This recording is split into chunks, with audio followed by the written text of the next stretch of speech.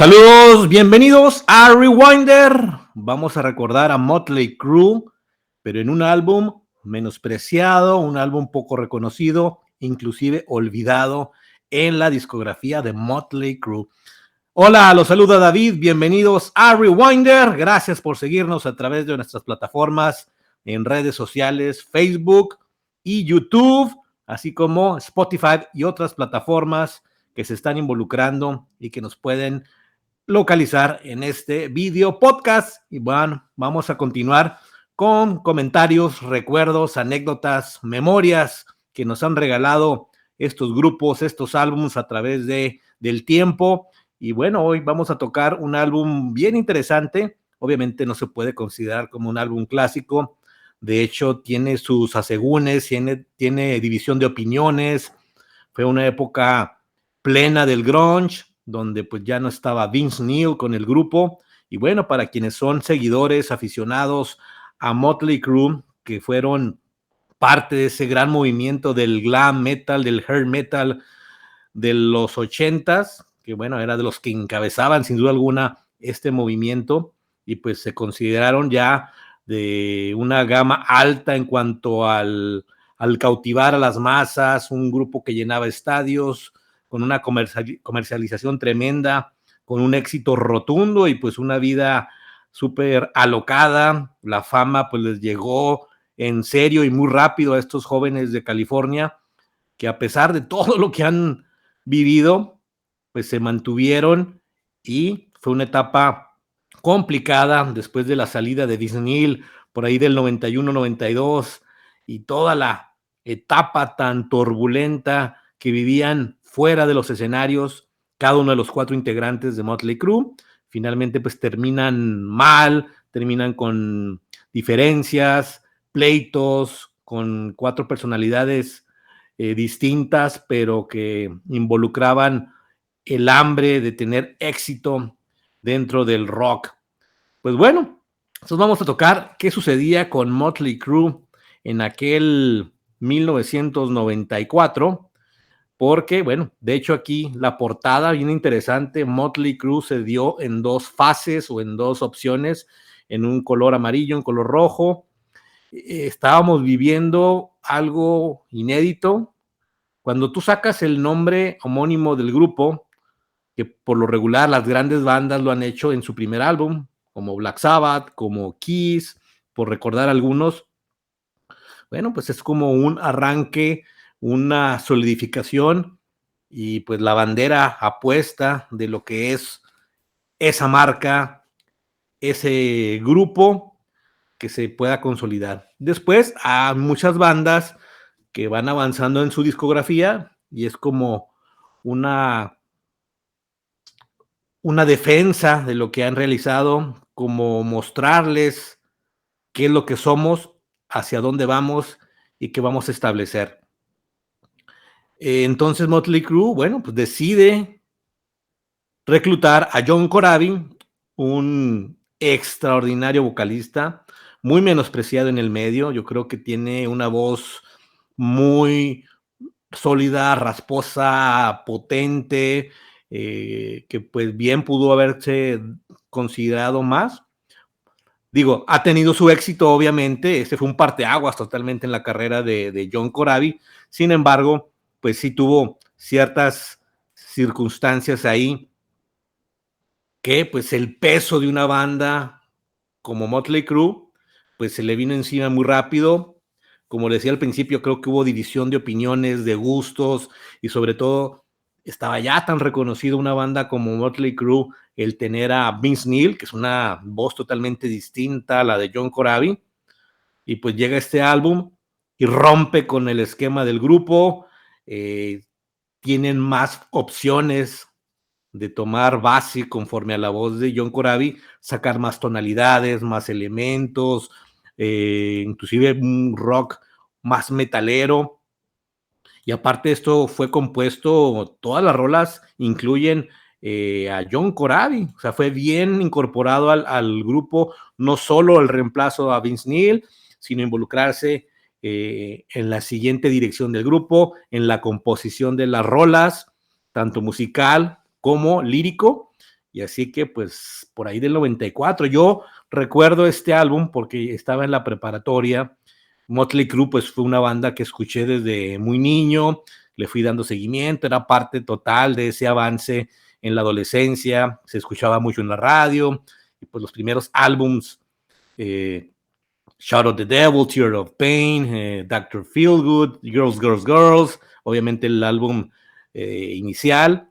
Bueno, fueron álbums que marcaron época, que sus rolas eran totalmente de radio, eran totalmente expuestas en los lugares donde asistíamos a convivir, en las fiestas, en los antros, en los bares, y pues una época rotunda en los 80s. Motley Crue pues era una banda que estaba sí o sí presente en el gusto de este nuevo movimiento que incorporaba, como les decía al principio, del hair metal, del heavy metal o ya glam metal, con toda esta parafernalia, con esta vestimenta, con esta rebeldía, con este formato de una vida callejera, no tanto por ahí el nombre Motley Crue viene por ahí incorporado del pandillerismo, de un grupo muy compacto, muy rebelde, que bueno, es lo que ha causado revuelo y que se mantiene vigente al final este grupo, su música, y a pesar de que ya se habían retirado por ahí de 2015, pues van a estar en gira en este 2022 con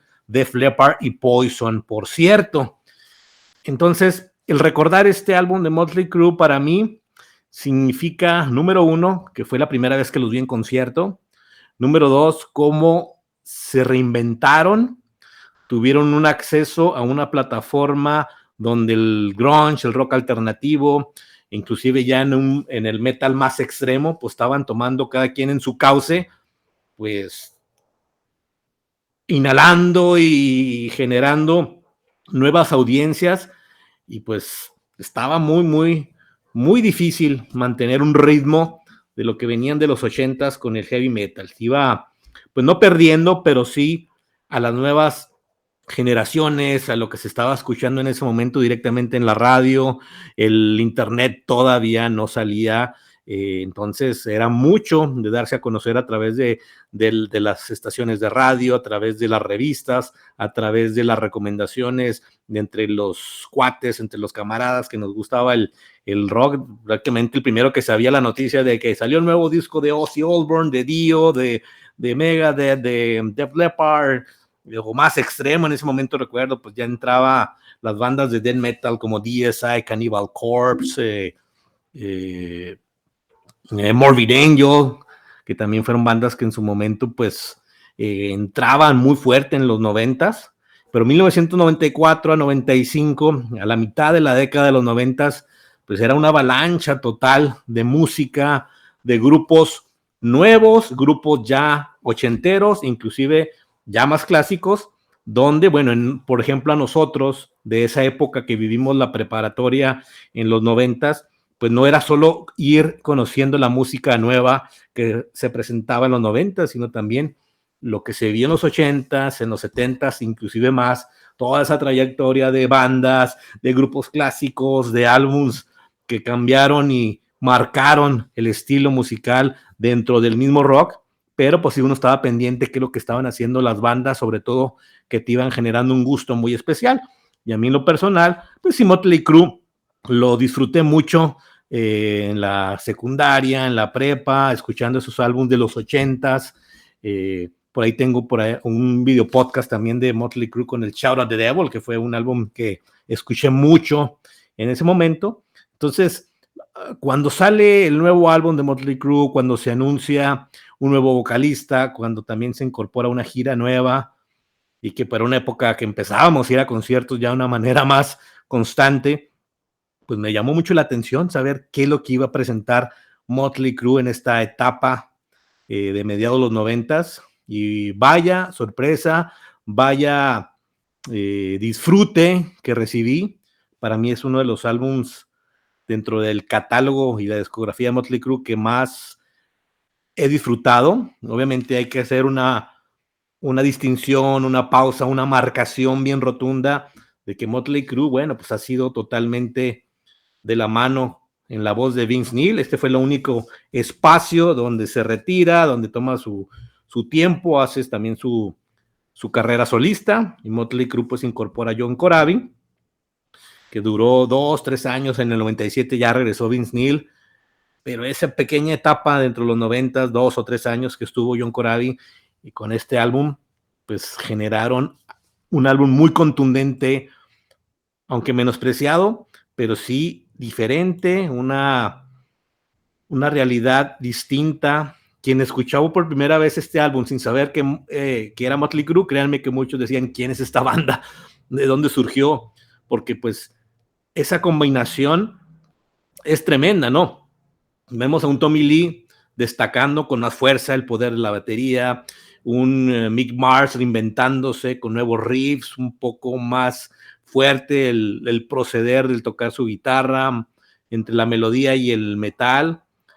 También Nicky Sixx, viendo cómo pues, ha sido el principal líder de la banda, y que pues escribe la música, la letra, y que aquí pues trabajó de una manera muy interesante con John Corabi. Así que aquí podemos presentar a un Motley Crue renovado, también innovando en una etapa de los 90 donde teníamos el grunge, el groove metal, el death, el metal tratando de sobrevivir, tratando de marcar un ritmo que pudiera competir, sobre todo para llegar a más medios, a más masas, a más generaciones. Y Motley Crue con este álbum logró, a través de su música, que te gustara. Por ejemplo, en ese momento que se escuchaba mucho Prong, Pantera, White Zombie, este álbum te iba a gustar. Los que escuchaban el rock alternativo, como un Pearl Jam, un Soundgarden, otras bandas de este estilo, obviamente del área de Seattle, que salieron y pues impusieron totalmente un catálogo, pues también este disco tenía un gusto para quienes escuchaban por primera vez a Motley Crue. De hecho, era difícil, como les repito, identificar qué eran ellos.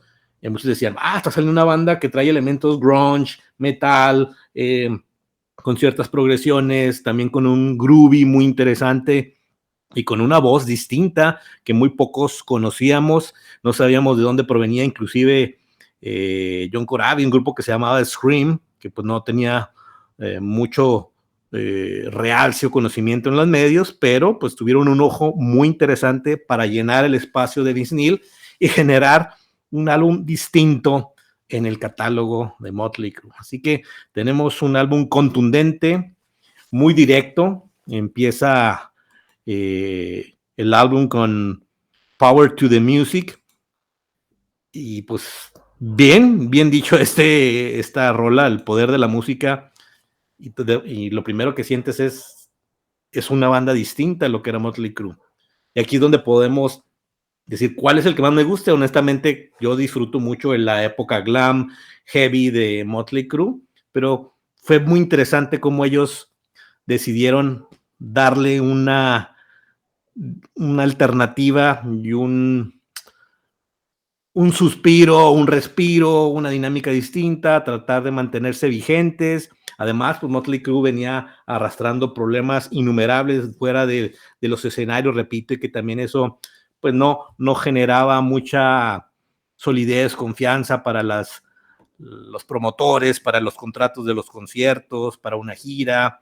De hecho, estuvieron por el mismo manager vetado o no quererlos llevar a Europa en su momento por todo lo que estaban pasando, por las adicciones principalmente.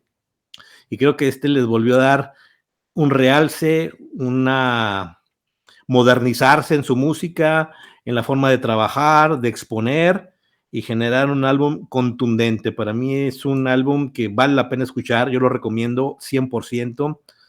Quienes no han escuchado este álbum o lo olvidaron o no sabían de él, o inclusive quienes son metaleros y pues obviamente se menosprecia lo que es Motley Crue como tal, escuchen este álbum, que bueno, pues vienen con rolas como Power to the Music, Uncle Jack, Hooligan's Holiday. Empieza muy contundente, son 3 rolas pesadas, bien expuestas, que definitivamente dices, esto es Motley Crue. Después bajan a Misunderstood, que ya es una baladita que puede ya parecer un poquito más a la época de los 80s, pero sí la voz de John Corabi le da otra dimensión a este disco.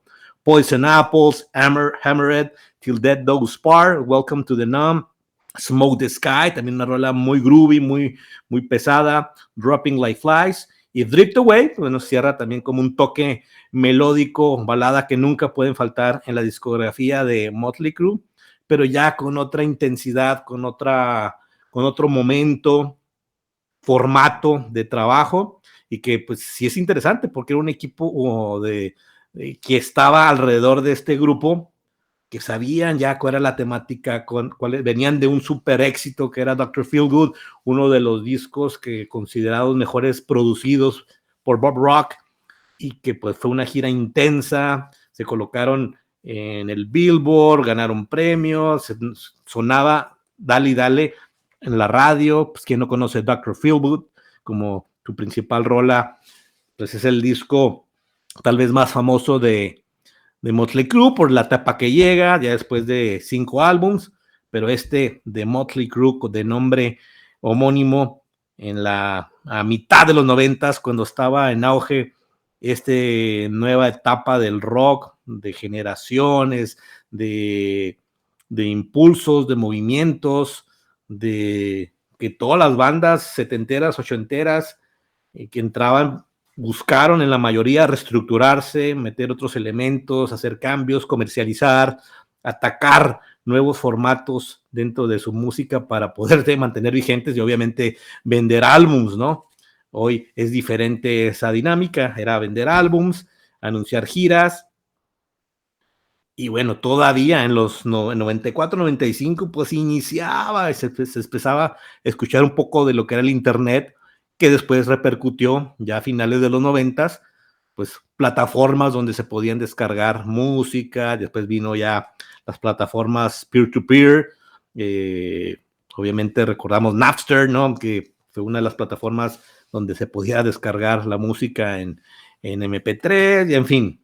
Entonces, como que este disco de Motley Crue alcanzó esa etapa final antes de pasar a la digitalización como tal, y no sé, no tuvo el éxito, eso es verdad, como tal en ventas.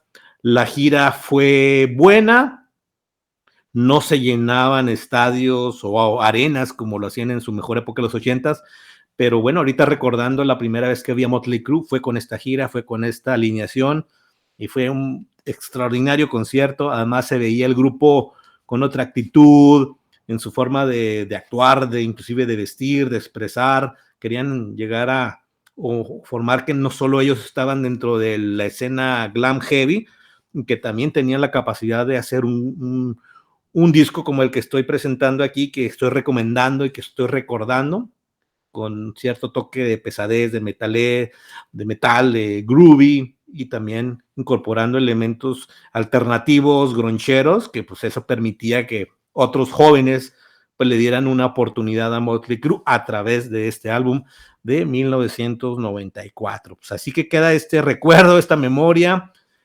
Vamos a escucharlo de nuevo, va a valer la pena, y también pues de eso se trata, ¿no? Rewinder, de recordar, remembrar, rebobinar grupos, bandas y álbums que en su momento pues causaron algún efecto adecuado para escucharlo. Y bueno, sin duda alguna de Motley Crue forma parte de un catálogo de esos álbums que tal vez dentro de la escena, dentro de los mismos especialistas del rock, no le pusieron mucha atención, pero bueno, si buscamos y esculcamos, creo que hay quienes puedan estar en coincidencia conmigo de que es un gran álbum de heavy, hard rock, metal, por decirlo, porque vas a encontrar de todo un poco y con una voz totalmente distinta a la de Vince Neil. John Corabi, después de esto, pues hace un grupo junto con Bruce Kulick de Kiss, Unión, que tienen muy buenas rolas también, que pues por ahí se perdió en el tiempo, es difícil encontrar música de ellos, y bueno, sí ha vivido mucho de bandas, de proyectos, de tributos, de tocar obviamente las rolas que también le pertenecen a John Corabi con este álbum de Motley Crue. Así que, bueno, pues aquí queda esta remembranza, este recuerdo, esta memoria y sobre todo esta invitación a que le den una oportunidad a este álbum. Olvídense un poquito Motley Crue como esa banda que hemos visto en la película de The Dirt o lo que está surgiendo ahora con la serie de Pam y Tommy, todo lo que involucró a estos 4 integrantes, excepto Corabi, obviamente, de lo que se mantenía ahí dentro de la escena del rock. Pues nada, entonces pues vámonos a escuchar Motley Crue de 1994, un buen recuerdo, un buen álbum aquí en Rewinder. Bueno, pues gracias, síganos en las redes sociales, denle like, opinión, si están de acuerdo con lo expresado, si les gustó, si no les gustó, por favor, manden sus mensajes, sus comentarios y con gusto lo podemos compartir, debatir, analizar y seguir escuchando la música que nos gusta, que es el rock. Saludos y nos vemos a la próxima.